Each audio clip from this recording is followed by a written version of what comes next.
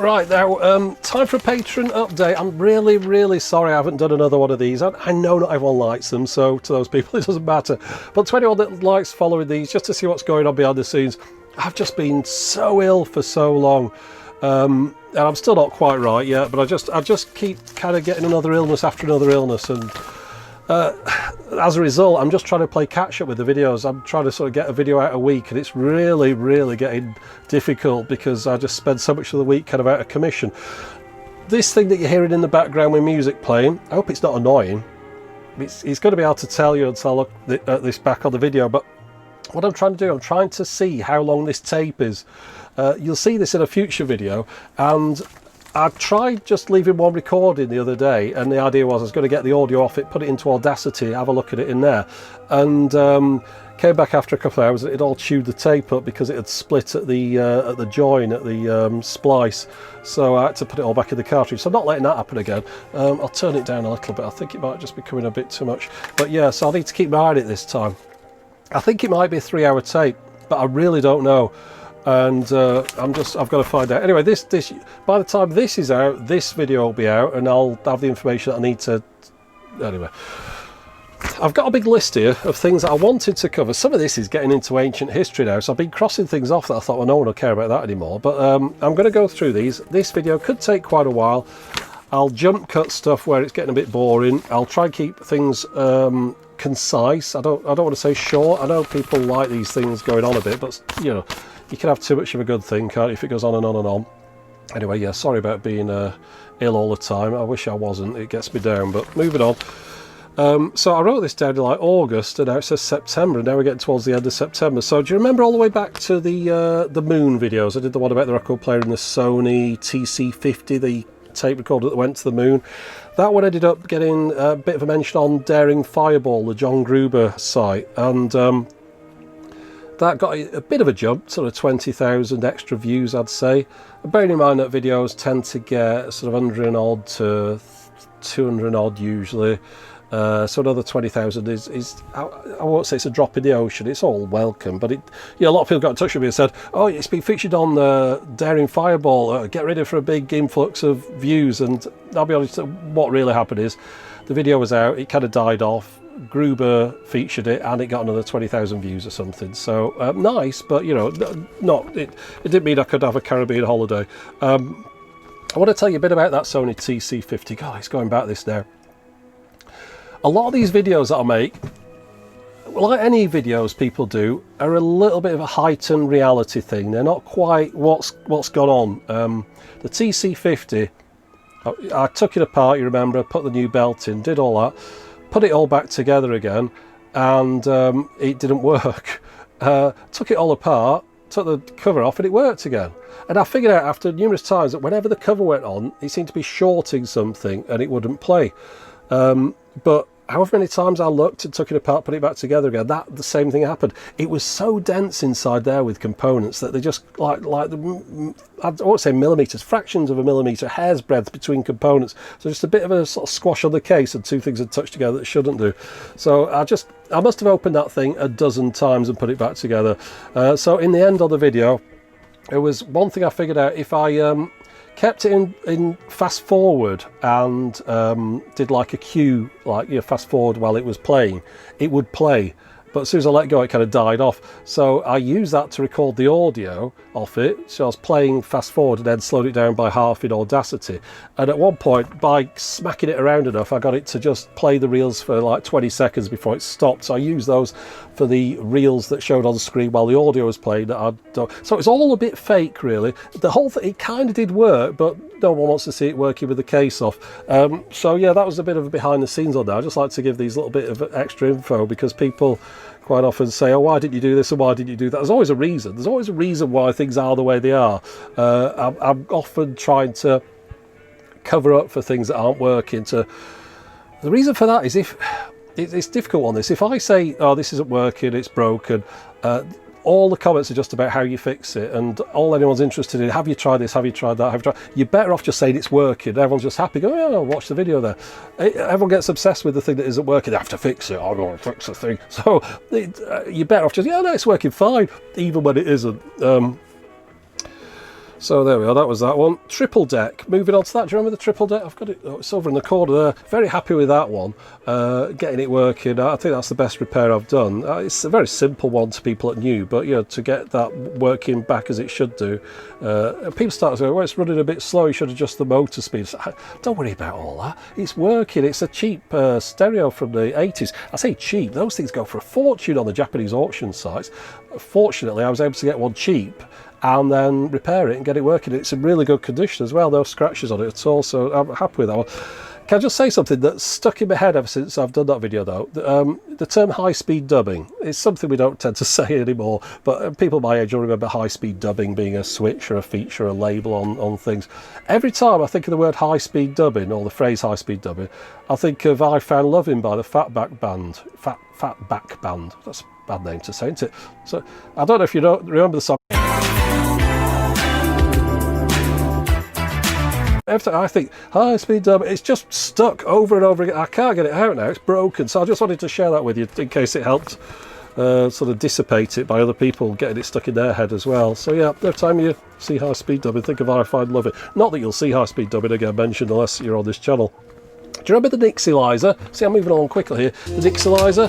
Well, I know a lot of people had input on that on here on Patreon about the front and the design and how it looked and stuff, and as a result Jürgen went away and redesigned it, made it look a lot better. Funnily enough, the first time he ever contacted me, he mentioned it to me. I says, trouble is, I'm very honest with people, and a lot of people don't like that, but I have to. So I said, yeah, I like it, I just don't like the design on the front. I think it's a mess. In as polite a term as I can, I'm not there to upset people, but I said, so that was the first thing that I said, I've seen your things before. The reason I haven't bought any of them is I don't like the design on the front. So is there any way you could sort of redesign it or put a cover on, perhaps a magnetic cover or whatever? And then of course we went into all these things on Patreon. A lot of people agreed that they didn't like the design of the front. Jürgen is an engineer, but he's not a designer, I suppose. So he knows his stuff. Anyway, back to my original thing to him when I said, is there any way you could do like a magnetic thing on the front? And he's a very helpful and a responsible guy and very quick to sort of say, yeah, I can do that, and he did. So this is the original front. I don't know, let's try and get it in line with my head. I'm not going to do that thing there because it doesn't focus. So that was with all the sort of messy front of it. And here's the magnetic front that he created for me, which is just basically, it's got 4 magnets in there and they just stick to the front like that. And it's got the hole for the microphone on it. I'm trying to get it in the light there, and he's got his logo at the bottom. So yeah, that's it. That's what he came up with. So that is much better in my opinion, and it just hides everything. Once you've got the settings where you need them, the gain, the inputs, all the rest of it, you don't need any of those on there. So yeah, that's what he came up with. I like that. I think he's going to be offering that with the finished product. He got a lot of orders off that, and hopefully they're all going out to people in due course. I know he's working on it. I haven't really been that much in touch with him since, apart from when he sent me that. Now, next item, the Tenashin mechanism, the cassette deck mechanism. Funny one, that one. That was a surprise hit because it was a kind of a quick one. 2 things came together. The chap sent me the cassette deck mechanisms to repair the triple deck machine, and I was in Aldi and saw the cassette deck and I picked it up and I managed to sort of shoehorn both things together. And it was a bit of a weird video, but it did really well. He actually managed to get somebody a refund as well. A chap got in touch with me and he said it's actually quite irritating. he got in touch with me and said, oh, I'm going to turn it down. He'd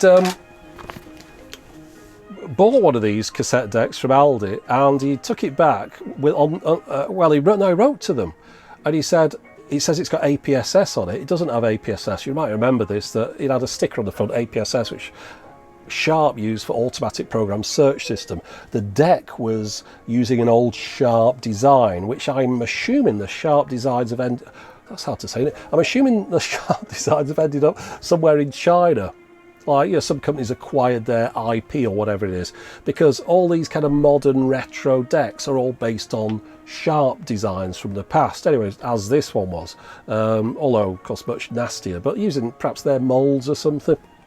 But as a result of that, they've ended up sticking one of the old Sharp APSS logos on, thinking, oh, this looks cool, not knowing what it was, which it meant auto program search. It didn't have auto program search. This guy wrote to Aldi and said, oh, I bought this cassette deck, it didn't have auto program search, and they gave him a refund for it, so he could keep it as a refund. Now, it's only 30 quid and stuff, but I thought it was a bit weird that someone had gone that far, but it entertained me because he did it on the basis of after seeing my video, he thought, well, I can get my money back on that, and he did, so that was good.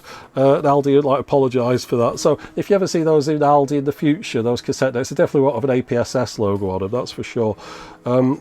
That video itself was one that I did quickly as well, with all these problems I've been having. It was one of the ones where I could just do the video, talk about the thing, live voiceover, microphone like this, well, this microphone, while I was opening it, and then edit it together later. Much quicker to make that way because I don't have to sort of think about things, the shots, and then add the voice in and time it all perfectly. I could just talk while look, here's a thing in my hand, there it is, that's what the top looks like, that's what the bottom, I don't have to kind of try and sync those things together. And it did really well, and I thought, well, maybe I should do more like that. It doesn't quite suit a lot of the videos, but it seems suitable for that one. So yeah, it did really well. Maybe people just like that kind of off the cuff type of approach. And of course I get less complaints about those as well, because whenever you do a voiceover, everyone thinks it should be perfect, but if you do live speaking, people allow the odd and R and delay and confusion and things. They'll sort of put I did a similar thing with a chess set, as you noticed the other week. That was a live thing and people seem to like that, so I don't know, it seems people prefer those. Maybe I've been doing the wrong thing all these years, wouldn't surprise me. But yeah, off the back of that Tenashian one, a lot of people getting in touch, because I said that this is the last cassette deck mechanism being made in the world. It's the only one that anyone's got. If you want a cassette deck, it's got one of these in it, this is it. Trying to make it as clear as possible. And the people have been coming in touch with me and saying, oh, maybe this cassette deck's all right. And they'd sort of link me to it. I'm like, yeah, no, I'm going to have the same thing to it. And then a guy said, that TIAC one, what about the TIAC one or the Tascam one? I even mentioned it in the video as having the same thing in it. But people go, what about the TIAC or Tascam one? That can't have that. So it's £500 that, or £400 or whatever. I says, no, it doesn't have one of those in. It's got two of them because it's a twin tape deck, because it's the last, the only, the single, the one cassette deck mechanism. There's certain things you can't get across. Then another guy argued with me. He says, after that, he said, well, but I've got one of these from 2003 and it doesn't have that mechanism in it. I said, yeah, 2003 was 17 years ago. I'm talking about now. It's like you can sort of give facts to people in the attempt to help them and provide a bit of information about things, but then nobody wants to believe the facts anyway, so you kind of think, well, why do I even bother? But yeah, that's it. That's the cassette deck mechanism. And no one's going to bring out a better one because the money isn't there. So whatever you get, it's going to have one of those. People often link me to that flipping GPO boombox. Oh, what about this GPO boombox? Now that has flashing lights on it. People think, oh, this is up your street. It isn't up my street because it's just modern rubbish. There's no quality to it. It's just anything that says retro style, just forget it because it's rubbish. It's like pretend. It's like a toy, kid's toy. I'm not buying that one anyway. But yeah, as I said, I don't have a horse in this race. If you want to burn your money and buy whatever you want, buy what you want. But I just thought I was helping out. Now, do you remember the STC Executel? The telephone, the smart space phone from the early 80s. So got a few people saying, it's not a smartphone. I said, never said it was a smartphone. I said it was a smart space phone. But anyway, because those people are going to turn up, so you kind of already have an answer ready for them. Now, I tried to buy one of those once before. I just spotted one on eBay. I don't know what I was looking for, and I saw it and I thought, oh, that's cool, and it was in the box, new and all the rest of it. And I was staying at a Premier Inn at the time because I was going off to see my parents, and I'd break the journey up with a stop at the Premier Inn. Should have brought myself a drink in here. And they while I was there, I saw it, and I was trying to bid on eBay whilst on a phone in an area that I was getting very poor reception at. Anyway, look, I missed out. I was kind of annoyed. I would have won this home, but the truth is, it ended up going to £470, I think, the first one. And that had no tape in it. And I was doing a bit of reading up at the time, and it said that you need the tape for the thing to work properly. It doesn't have many of the features if the tape isn't in it. So I thought, ooh. So I was kind of annoyed I'd missed out, but I didn't want to spend £470 on something that didn't work, even though it looked mint. And then so of course I put an eBay safe search in for the for the thing. The first time I'd seen it was on eBay, but now I knew what it was called. STC Executel 3910 was it? I kept I say looking there as though I've read it off here, but I don't have it written down. I just have STC Executel. So eventually it turned up after probably 6-8 months later, this one, and I got in touch with the guy who was selling it, and I said, do you want to just sell that STC Executel? So I'll give you, I think I said £125 or something for it, because he got it advertised at like 40. I think they were running a charity shop or something. He was happy to sell it for that. He said, yeah. I said, if you want to sell early, I'll buy it for £125. If you don't, I'll just be putting a bid in. No pressure. He said, oh yeah, I'll sell it to you. I've put a buy it now on £125. I went back in and did it. So sometimes it's worth contacting people on the eBay. That's what it's about. But yeah, so I've got that one. Truth is, I mean, not many people would want to spend £125 on it. The reason I do is because I know I can make a video about it and it'll be worth it to me. I think the budget for a video, you want to spend perhaps up to 200 quid at the moment, based on the views I'm getting, and that'll just about bring a profit in, but really £100 is better. A lot of people sent me things about that, have you tried, you should try this or try that, or retro bright, all that kind of stuff. Funny thing was, it broke immediately. I got it out of the box and it was all like rattling around. I thought, oh dear. So I had a look, and that was just the CRT that was a bit loose. I turned it on. It was a bit weird starting up, when things are kind of a bit reluctant to start. And it came on, and a tape loaded, and I thought, oh, this is good. And it came up with all the data on it, because of course the auction hadn't been very clear about what was on there. So I thought, right now, I thought, should I film this tomorrow? Switch it off now and film it tomorrow, or should I film it now? And I thought, well, I'll film some now, because I'm not sure about this thing. It seems a bit flaky. So I got my camera, did a lot of footage of the screen of the guy's schedule, if you remember all this, and the calendar, all that kind of stuff. Went through that, got as many shots out of that as I could, and it was getting quite late at night, and I thought, oh, that'll have to do, like 11:30 or something. Switched it off, came back in the morning, switched it on, and it didn't work. It came on, but then the tape just rewound back to the beginning, all the way back to the beginning. I thought, well, that's weird. So I flipped the tape over, did the same again, and I just tried for the most of that day, trying to get it to load that tape again, taking it apart, having a good look at all the rest of it. It did not want to load the tape. There was just something had gone wrong in its logic. I was even taking chips out, putting them back in, using contact cleaner, all sorts of stuff. So luckily I got that footage from the first day of what was on screen. The second day, it worked as that first machine would have done, basically without the tape facility. So it was able to get into the calculator and a couple of other features, dial the phone, press the view data button. It all sort of worked, except none of the data, none of the calendar stuff, none of the schedule, all that, none of the phone list, none of that stuff. So that video is another con. There's a lot of the footage that's interspersed, spliced into the video, was out of that first session of me shooting the screen the night before. It wasn't working on the second day. It never worked again. So currently that thing's now in storage, but I could not get it to work again properly, which was a shame.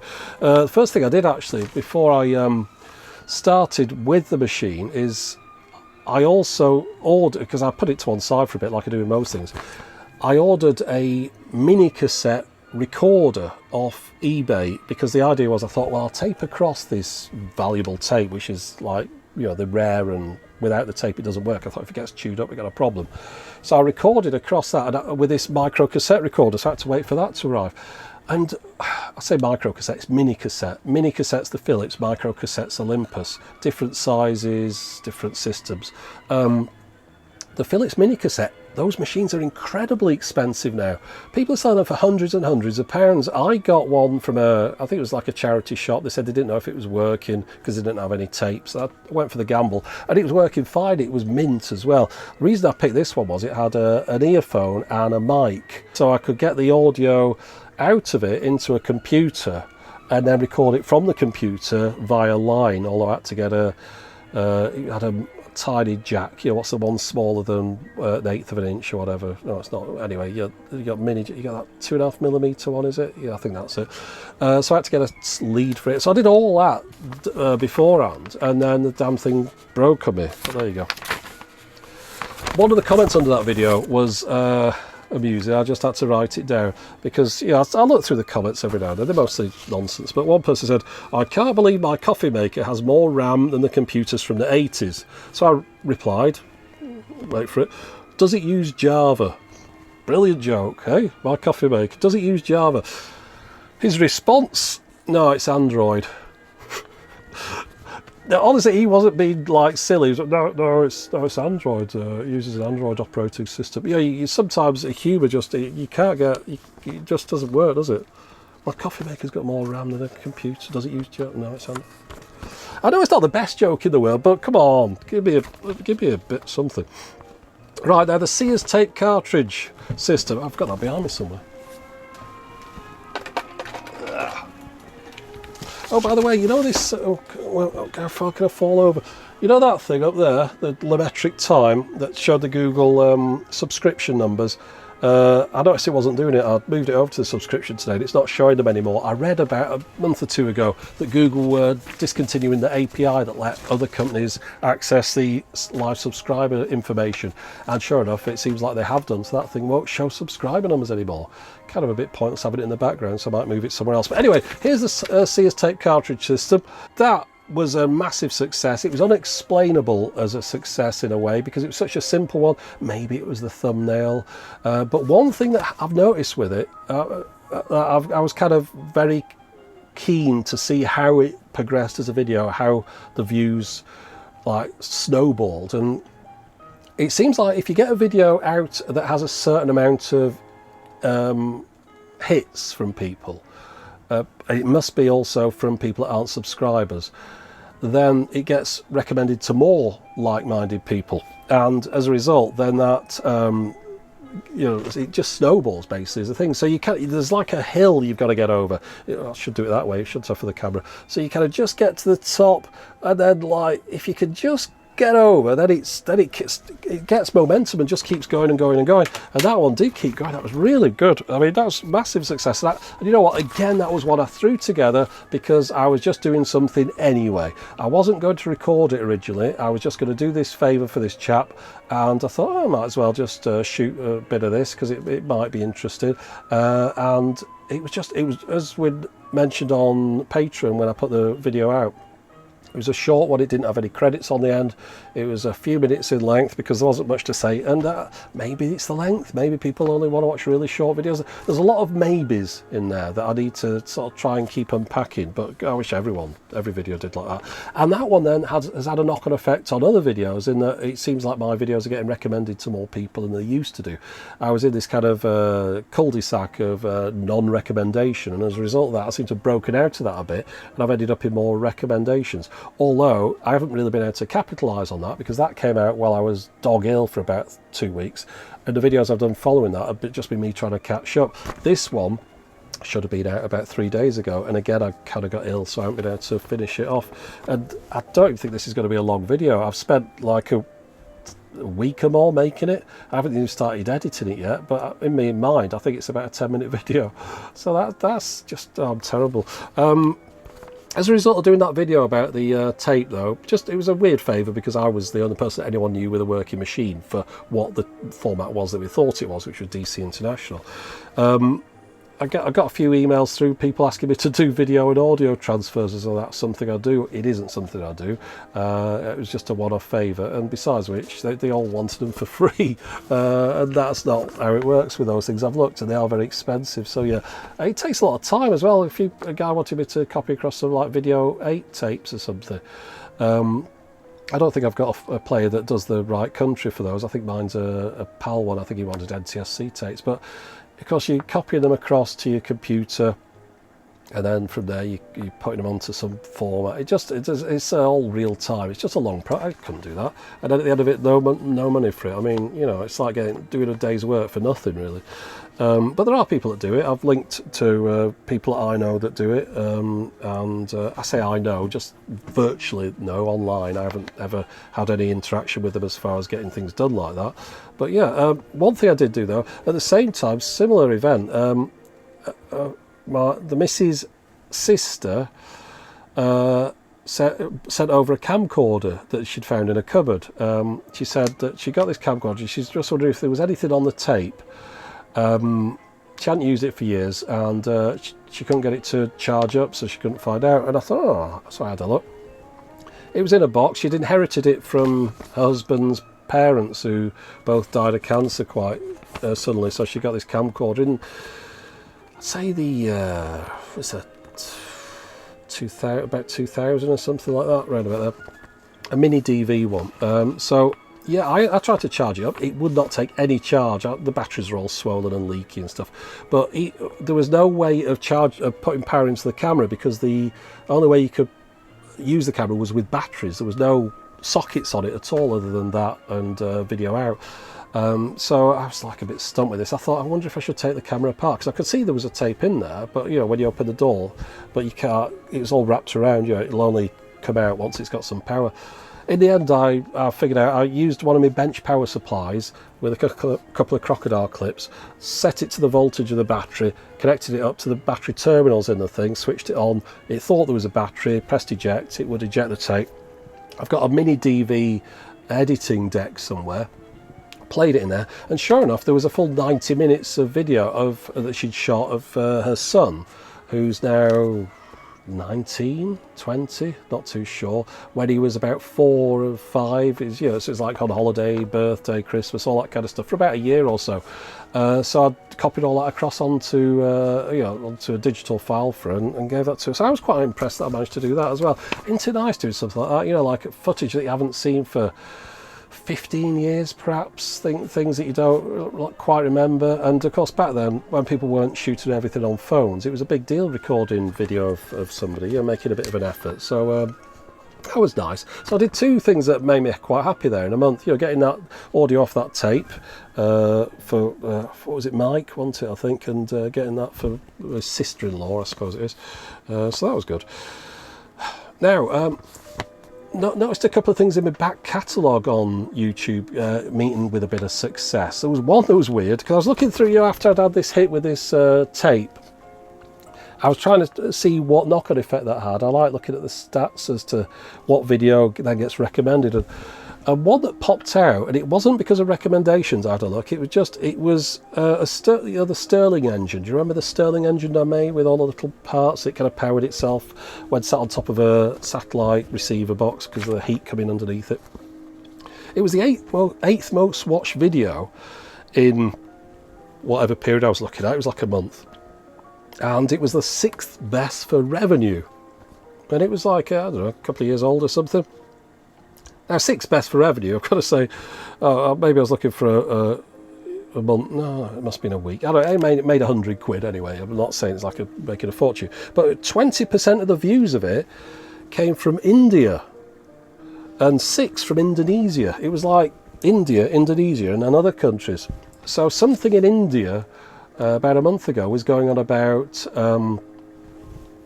Stirling engines. Now I tried to have a look online, like news, you know, I wonder what's the connection between India and Stirling engines all of a sudden, and I couldn't really find anything. I found a couple of little articles, but nothing that sort of seemed to indicate why there'd be a big boom. Maybe there was some TV show on or something that was going on about them, or maybe it's part of the educational curriculum, or who knows. But it just pops out of nowhere, like something out of my back catalogue was particularly successful. That stuff that always fascinates me.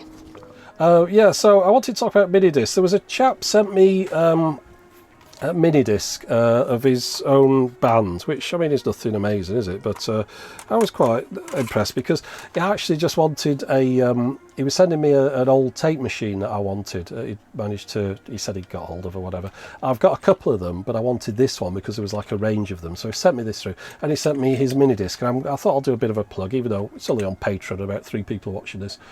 The group's called Reflectivity, and the album is called You Can't Even Get Lost in This Town Anymore.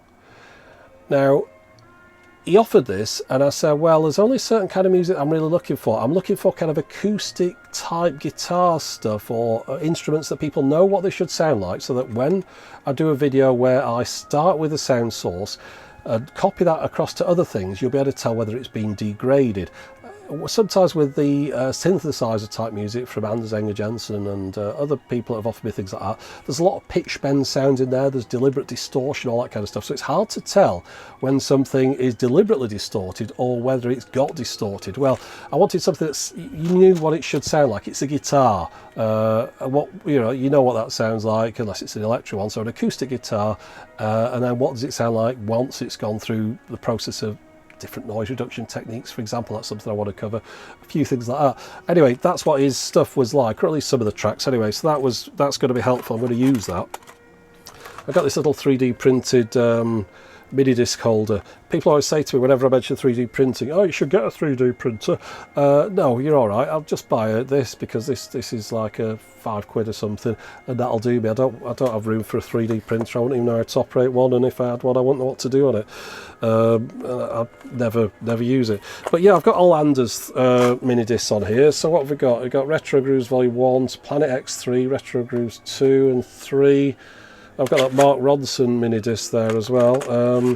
Oh, Trouble Hearts. And there we go. So yeah, in fact, I'm going to cover mini disc again in the future. I've got a couple of things I want to say about that. I thought it was over there, the thing I wanted to show you, but it's not, so it doesn't matter. But no. But yeah, I'm going to be doing a bit more on mini disc. Oh, there's a turntable weight. Oh no, I wanted to show you that. There's a chap sent me a turntable weight. Might be down here. Just give me a sec. Amazingly, I managed to find it. Right, so do you remember I did the Denon turntable a bit ago? When I bought myself this Denon turntable, I did a video about it, the DP47F. Well, as a result of that, there was a chap who was looking for a decent turntable. He saw the video of that one, and he thought, oh, that's the one I want, Denon DP47F. So he went looking for one, and he found a chap on eBay who refurbished these and sold them. And he ordered one from him and told him about where he'd seen this video about the turntable, and the chap who was selling it said, oh yes, but had a bit of an influx of orders since that video came out. So between the two of them, they sent me a bit of a thank you, which was nice. So this came from right, Captain Mark 09 on YouTube, and he's the chap, I think, who repairs the DP47Fs. But also the chap who sent it to me, this turntable weight, his company is 1441engraving.com, and so he's an engraver.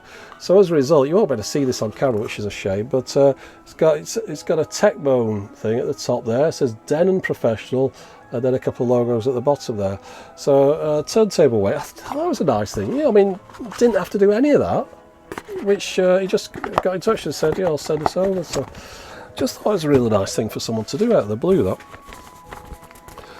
And oh, what happened to that? Oh, where's that other thing? I keep misplacing things. Give me a second. Right, now finding the thing I wanted to, I found another thing that I was going to show you before. You know, I mentioned mini discs. Well, I had this feeling, you know, there've been so many things I've featured over the years that I wish I'd have bought when they were out, because now they're very hard to find, and it's kind of like oh, flipping out, I should have, like, say metal tapes, for example. I could have got a load of metal tapes when they were out, or even chrome tapes, or TDK SA90s or whatever. Wouldn't have been a problem, could have stocked up on them, but didn't, and now hard to come by. Well, we know that mini discs are still being made in Japan, because of these releases that we've seen on these mini discs, like the Mark Ronson one. So that's from that company in the UK that print on the mini discs. And these are Sony mini discs. So the only mini discs I believe being made are now being made by Sony. They're only sold in Japan. So I thought, well, let me order some Sony mini discs from Japan. So I went a bit all out. I bought a pack of 50 from Amazon Japan. So it's 2 boxes of 25. Look at that. Not a sight you see very often, is it? So that's 25 on that side, same on the other side. Brand new mini discs. I think these are the ones that they print over the top of there. But I had this idea, I thought, just buy some. I mean, this cost me, I think, just over £100 for 50 mini discs. That's including delivery, import duties, all that kind of stuff, which is all calculated automatically on the Amazon Japan website. So we're looking at about £2 and a few pence per mini disc. Unlikely I'll ever get through all these. I haven't even used one of them yet, But I just thought, just do it. Just spend the money, put them to one side, and then you'll never have any regrets that, oh, I wish I'd have bought Minidisc when Minidisc was still out, because they are still out at the moment. I'm not saying they're going away anytime soon, but at some point, Sony's going to do that thing, we're stopping Minidisc, and then people will be panic buying. Well, I've got them there now. Right. The thing I wanted to show you was this. The album from People Without Shoes and the group Jazz Spastics. People get annoyed when I mention that name, but they've spelt it differently. It's just the name of the group. I can't help it. You know, it's like the Sex Pistols, isn't it? So I didn't make that up either. But anyway, these people, you might remember from a previous video, used a sample from one of my videos on one of their records. As a result, they got in touch and they sent me over pretty much their back catalogue on record, which was nice. I've got a couple on tape as well. Well, of course, I've been following them on Twitter just to see what they're up to, and this album was coming out. So People Without Shoes are the rappers, I think, and Jazz Spastics put all the music together, you know, the backing and all that kind of stuff. So this is called Green Street, this album. So I bought it because I thought, well, I actually like their music. That was the thing. Now, so I was going through this one. To be honest, I didn't like it as much, this one. I don't know why. It just didn't seem to catch. But especially side A. But side B, it started off and it had a sample out of one of my videos again. Off the video I did about the show and tell system. In fact, I can play you the sample off the record now. So what happened is it starts with one sample and ends with another. The whole album ends with a sample taken from that video of mine. So don't worry, I'm not saying, oh, I want royalties and stuff. It's not, because it's not my audio anyway. I took it off a disc that I found. It's just found sounds, isn't it? And then I've ended up, I just like the idea that they've ended up on a record. So what I'll do, I'll play you both of those samples, and then we'll come back and I'll carry on with what's on the rest of my list. We are now traveling in space at the speed of light. You are in a state of weightlessness. Begin the flight navigation. After being blessed by the earth's essence, the wasted inhale.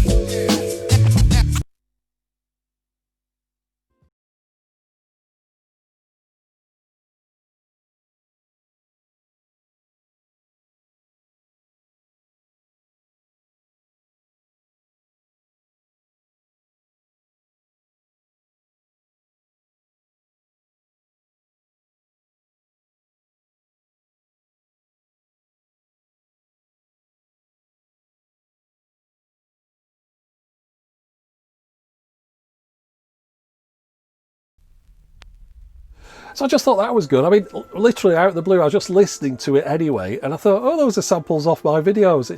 There's just a bit of pleasure that comes from that. You can imagine it, I'm sure. You know, just thinking that something you've done's ended up in something else happening. But anyway, so moving on from that, one of the things I asked about last time was if anyone wanted me to cover anything in these bits. Now, a few people asked about burnout. There's a bit of a thing at the moment with YouTuber burnout. I can understand that, and I do have difficulties from time to time. My main problem is illness. I get ill a lot, and it seems to be happening more and more frequently. So that is my main concern. YouTuber burnout is a bit further down the list. I'd be worrying about YouTuber burnout if I was able to get burnt out, but more often than not I start videos, do a bit of video, and then I'll get ill or won't feel up to do it anymore. So that's kind of the problem that I'm suffering from.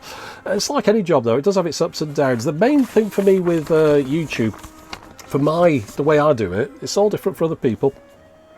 This is an ideas channel. Every video is an idea. Without the idea, the video doesn't exist. Now, the reason I say that is, imagine I was reviewing the movies that came out, or the new cars that came out, or the new cameras that came out.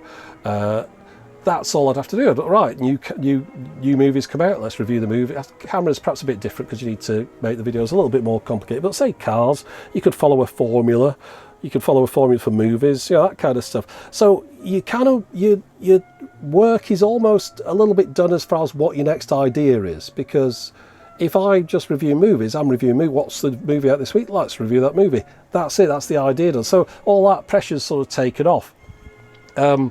When there's no video, unless I think of an idea for a video, that's where it makes it a little bit more tricky for me, because I worry that I'm going to run out of ideas. Now, I've got a room full of stuff, I've got a locker full of stuff, I'd like to keep at least 100 odd things in the future that I think I could cover, and I've got those. So that's my plan, but I used to add to that 100 odd things every now and then, picking things up, and I seem to be adding less and less things to it. So I do worry at some point in the future I'll run out of ideas. And that is the thing that worries me more than anything else, that I've got to come up with an idea for a video to earn a living. And if I don't have an idea, I don't earn any money, and I end up destitute and not able to pay the mortgage. So that's the thing that worries me more than anything else. But I say I've got plenty of ideas for the foreseeable. Whether or not I'll drop dead first, that might happen, so maybe we don't need to worry about it. I don't want to be melodramatic. I haven't got any terminal illness as far as well, any more than anyone else. Everyone's got terminal illness, haven't they? But nothing that I know about yet. Although I did have to go to the doctor about something the other day, which was a bit unpleasant, but yeah, I don't think there's anything wrong. Anyway, putting yourself out there. Yes, this was a thing. The trouble with the main thing for me with YouTube that isn't great is you put yourself out there, and as a result, that then makes people think that they can be nasty about you. And all I ever wanted to do was just be a presenter of things. I've mentioned before, growing up, I liked TV shows like Tomorrow's World and things like that on the BBC, where there'd be a presenter and he would show you something interesting. And the main thing was, the interesting thing wasn't the presenter. He tried not to get in the way of the interesting thing. So his job was not to annoy you and show the interesting thing. And that's kind of the way that's the system that I'm using. It might be old school, because nowadays a lot of people want to be like a celebrity. I mean, even say on the television now, I mean, you get people that present things, they end up doing like dancing shows and celebrity shows as well, to sort of like try and expand their universe. But back when I was watching telly in the 70s and 80s as a kid, watching things like Tomorrow's World and that, there'd be like, say, what's his name, Rod, what's his face, or anyway, any of those Tomorrow's World presenters, Kieran Prendeville or somebody, you wouldn't see them in anything else. That's it. They would just do that show, and you'd know them for that, and you'd think, oh, there's a nice bloke, and that's all you'd see. They wouldn't start going on dancing shows and things. So yeah, I'm from that old school where you just do what you do, and you're a presenter. You move, you're there to show. Sorry about the itchy nose. You're there to show the thing.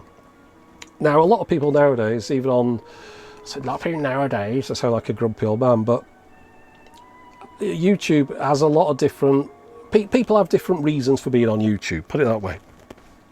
Mine was just to show stuff that I thought was interesting and share it with other people. A lot of people are on there to be celebrities, and it's working for a lot of people. I mean, there's names of people that turn up at these shows and stuff. I've never heard of any of them, but millions of people have. So yeah, that's working out for them. See, it's weird how you can be a celebrity and yet I haven't heard of you. Not that I'm some great arbiter of cool, but you hear these people that have been like shot dead, or of everyone, or like split up with their other half and stuff. Everyone's like crying. I've never heard of them. Don't know who they are. So it's weird now. I always thought that everybody knew celebrities, but it doesn't quite work that way, does it? But it's just the same as it always was. I mean, in the old days, you'd be a massive celebrity in France and no one would know you in England. It's just that kind of thing, isn't it? There's pockets, isn't there?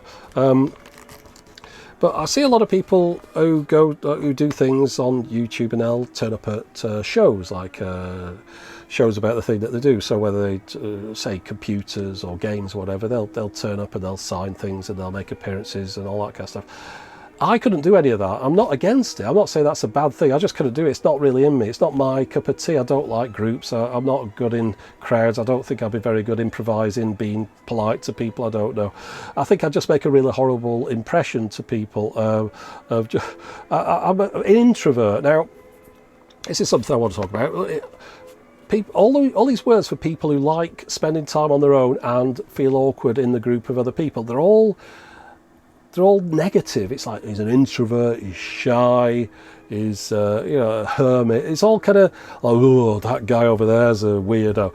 And it's like, no, I'm happy with that. I was emailing a chap the other day who I know, I mentioned him before on the channel, and he was sort of saying about if you come here, you should come and meet up. We'd have a good time. I said, it's not really my cup of tea. So I'm quite happy working on my own. Says as a child, one of the things I always thought would be quite cool to do would be a lighthouse keeper. I think part of it is round walls. I always liked places with round walls. I wanted to live in a windmill at one point. But anyway, other than that, the idea of just being on your own, you just have to change a bulb every 6 months. It would just seem like a nice kind of job. I know it isn't, but it seemed like a nice kind of job being on your own. Perhaps seeing too much Fraggle Rock or something. But then the other thing was, as I got older, I was thinking, well, maybe it'd be a good idea to be one of these like Arctic research stations. I'm not talking about like the ones where the thing comes and kills everyone, but those ones where they're on a movie and they're the first one to get the alien signal or see the asteroid land or whatever. But they're always the guy out there on his own, and he just puts his boots on, and he trudges, tests some ice sample. How deep's the ice today? And trudges back in, closes the door, watching telly with a coffee maker on and all that kind of stuff. That always just appealed to me, that idea of that kind of isolation of just doing your own thing at your own time, in your own speed, in your own pace. That's what I'm doing. I've got all the isolation stuff sorted. I'm doing exactly what I want to do. Could not be happier. But then there's always people want to take you out to that. Say, you should meet up with this, you should go to this event, you should do public appearances. No, I'm all right, mate. The reason I'm doing YouTube is because of this. I worked in offices and commuted for 30 years or something. It was enough. It made me very ill. I'm not saying 30, probably 20 years on trains, standing up every day, someone's armpit in your face, all that kind of stuff. It was just horrible people in offices backstabbing you and just all that kind of stuff. People that hated your guts, however nice you were to them. I managed quite a large team at one point, but I did appraisals and reviews and all that. I've done all that, and I know I don't like it. I did it for 20 odd years. It's not like I just, I'll give it a go. No, I don't think no, 20 odd years of it. I know what I don't like. This is what I like. I like sitting here, listening to awful music and doing my own thing at my own pace. So yeah, that's basically that went off on a tangent, but I just wanted to get that out there. So everyone that says, yeah, we should meet up and go, it'd be cool, we have a coffee. No, it wouldn't. Honestly, I wouldn't enjoy it, and as a result, that'd come across, and then you'd think I was an arse. So let's keep things as they are. I'm quite happy doing this, putting the videos out. I don't mind talking to people on the internet, emailing and that. I say probably emails, so I've got thousands that I haven't answered that I keep meaning to, but always another one comes in. Let me move down this list. People ask about mental health doing YouTube. Well, yeah, my mental health's not good, but whose mental health is good? If you think your mental health's good, it's probably not good, I'd say. Yeah, it's much better doing this than what I was doing before. And one thing that is a worry to me is parcels. I'm trying to get it reduced down a little bit, but every day almost, maybe 2 or 3 times a day, a parcel will arrive for something that I need. And I always feel like I have to be in to receive it. I don't want to put on the neighbours. That's one of the reasons why I started doing this job at home. I'm just looking at the clock, we're all right. 51 minutes. I shouldn't say that because I might edit some out, but all right, a blanky blank minutes. But yeah, I used to get stuff delivered to the office, and they used to say, there's a parcel for you at reception, and it started getting a bit like farty with it. You're having too many things delivered. They kind of, another parcel for you and all that kind of stuff. So that was, I thought, well, I can't carry on doing this job and having thousands of parcels delivered because it's really not working out. So they were making it quite awkward. So that's one of the reasons I ended up giving up work, is so I could be in to get the parcels that I need to be able to make the videos. This thing weighs a ton, by the way. I wrote it down earlier on. It was like you can barely pick it up. It's one of the densest objects I've ever lifted. This, it's made out of dark matter or something.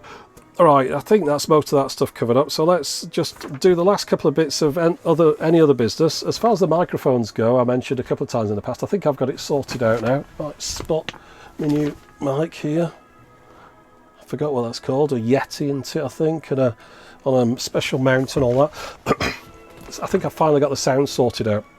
It meant throwing away about £1,000 worth of equipment. I say throwing away, just putting it in boxes that I'd tried to get to sound better. Ended up going back to a very consumer type of product, and it's fine. So that's what I've gone with, and it sounds a lot better now. Still, I had a little bit of trouble with some sort of pop-in P's, and I've been trying to keep it out of the way as a result of that. And I put a little sort of one of the spongy things on the end there to prevent that. But I think I've got it sounding a lot better. That one's probably the first video that you got that audio in was about 4 weeks ago, maybe a month, a bit longer than that. But yeah, since so you might have noticed a bit of an improvement recently. That's down to that. So it turns out that all this expensive stuff, waste of time. Just go for something that's more sort of consumer USB. I'll say I plan on talking about that sometime, but it just makes me look like an idiot because I spent so much money and it was all a waste of time. I should have just stuck with what I knew, normal stuff. Now, I got the Sony tape recorder out here. You remember I did the video about Mindhunter, is it Netflix or Amazon? I think it's Netflix, I think. That show anyway, with the tape machine at the beginning. I still need to get back and repair that one. Well, if you've been watching the recent series, I'm just 2 episodes off the end now. They've been using the Sony cassette recorder in this one rather than a reel-to-reel, and they've been using the TC-D5M, not the Pro, not the Pro 2, but the TC-D5M. You can see it in one of the episodes I saw recently. I pressed pause. Interestingly though, in all the episodes they've been using it without a microphone attached to it, and this is a tape recorder that doesn't have a built-in mic. So it's kind of, I know you shouldn't really pay much attention to these things, but because I featured it so prominently in an earlier video, I've been keeping my eye on it in case there was anything I could feature related to it in a future video. And they'll be, they've got the tape in, the press record, the light comes on, all the rest of it, but no use if there's no microphone attached. So I saw an episode, they must know that, like, after that last thing, they'll think, oh, there's all sorts of nerds checking this nonsense out. So on the last episode I saw, they had the tape recorder on the table, and just on this little bit here below the speaker, they glued a pretend built-in mic, with the little slats like a square there. Just presumably just for me, I'm going to say, in case I said, no, there's no microphone, they go, no, look, built-in mic on this one, a special one just for the FBI or whatever it is. So the TC-D5M doesn't have a built-in mic as far as I'm aware. There was never one that came out like that, but the special Mindhunter one has a little stuck-on microphone there, which I thought was quite interesting, just in passing. And the last thing I wanted to mention here, I think this is the last thing on the list. I've been doing a bit of copying off my Skybox, my satellite TV receiver, which is where I get the television from. You can get Freeview, which is over the air, but satellite is the one that I use. It's 4K, it's HD, all that kind of stuff. But like any box that outputs its video over HDMI with an HDCP connection, you can't record any of it to another device. It's got a HDCP, was it high definition copy protocol or something? So you can't just plug that into a recorder, and there aren't any recorders anyway. I mean, what kind of recorder has a HDMI into record? So no, this whole ecosystem doesn't really exist. Not normally a problem, nobody cares. You record it, stores it inside the box. You watch it, you delete it. It's PVR or DVR, depending upon where in the world you come from. Problem being that my, let's have a look. I've got a sister, elder sister. It's like 65 or something now. She can't be that old. Born in 59, whatever that is. Anyway, she 100. I speak to her like once every few years. We're not on bad speaking terms, but like I say, I'm just an introvert, so I don't tend to speak to people. But anyway, her husband was on a TV show recently. A few times. It was a bit of a series, and it was one of these documentary type programs. Not on bad. It was about a band, and he was in it quite a few times. Well, my parents are interested in seeing this. They don't have Sky. It was only on Sky Arts channel, not on a normal channel. So they wanted to see this program because they were quite interested in the subject and seeing him on the telly and stuff. So I thought, oh, I'll copy it across. And then I got to the problem, of course, with having a Skybox, where the idea is you just record the stuff, watch it, delete it. There's no way to get the stuff out of the box. There's no like analog output on this. Right now, the brightness might have just changed because I've just swapped the battery out. That's how long one battery lasted, which wasn't bad, was it? So back to what I was saying. I wanted to record this show and in a format that I could then give to my parents. So really, I just put it on DVDs for them to watch in their DVD player. So I've got a capture device, Elgato Game Capture HD, which I use to capture video for the videos I make of like VHDs and things like that. It'll take HDMI in, it'll take a component in, S-video and composite. So I was thinking, well, how do I get this video out of my Sky thing onto a DVD? I put the lead in, and of course the HDCP doesn't sync up because they don't want you to copy the movies and things that you've recorded off the television onto your computer and then distribute them to other people, understandably. But it means I can't copy anything out of the Skybox at all. So I was looking into a solution for this, and I came up with the answer. It's a very simple one, and it means that I can now copy to this capture device in full HD over HDMI, and then I can save those into either a file or convert them down to DVDs and things. And I was wondering about making a video about this, and I thought, well, I don't know, it's a tricky one, this, isn't it? Because I'm kind of circumventing HDCP here, and HDCP is kind of a protection device, and if I'm showing you basically how to pirate movies, even though that wasn't my intention. So I'm a bit, I don't know what to do about that. Maybe I'll just show it to you here on Patreon in a future episode. Very simple solution, anyone can do it, but to get around the idea of how do you get stuff out of PVR or DVR, which won't let you get that stuff out. So anyway, something I thought I'd mention. Have a think about that. Do you think I should do that as a video, or would it just be alright for people here on Patreon, or does everyone already know the simple solution, because it is a really simple one? There's probably stuff I've missed. I shortened this because there was a few things that I thought, well, I'll move on to next time. Say shortened, it's already been an hour around it. But there you go, that's enough blabbering for today, about an hour's worth of nonsense, and I need to now get back and carry on making this video, which you'll see before this video. So anyway, just thanks for bearing with it, and hopefully things will improve a little bit, and I won't keep getting as ill as often, but you know, not much I can do about that. Anyway, that's it for the moment. As always, thanks for watching.